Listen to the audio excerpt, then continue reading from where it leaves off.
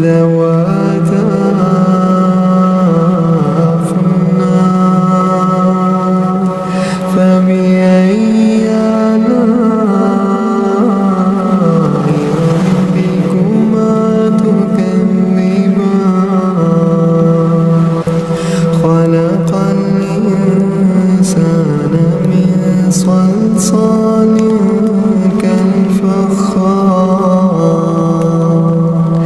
وخلق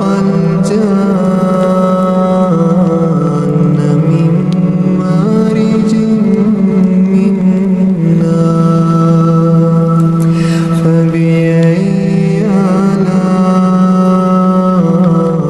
ربكما تكذبان رب المشرقين ورب المغربين فبأي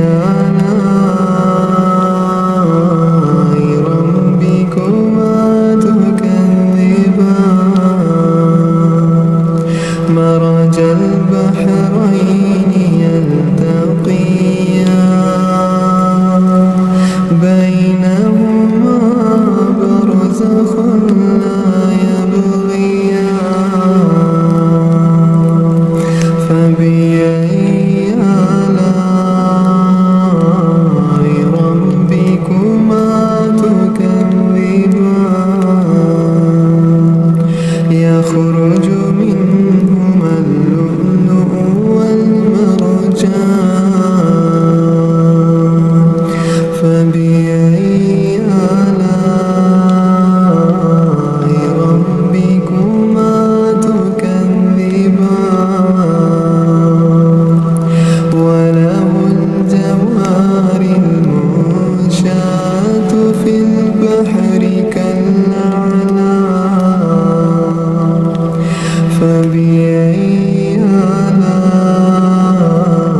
ربكما تكذبان كل من عليها فان كل من عليها فان ويبقى وجه ربك ذو الجلال والإكرام فبأي آلاء ربكما تكذبان يسأله من في السماوات والأرض كل يوم هو في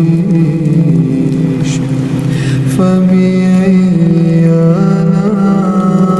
آلاء ربكما تكذبان سنفرغ لكم أيها الثقلان فبأي آلاء ربكما تكذبان يا معشر الجن والإنس إن استطعتم أن تنفذوا من أقطار السماوات والأرض فانفذوا لا تنفذون إلا بسلطان فبأي آلاء ربكما تكذبان يرسل عليكما شواظ من نار ونحاس فلا تنتصران فبأي آلاء ربكما تكذبان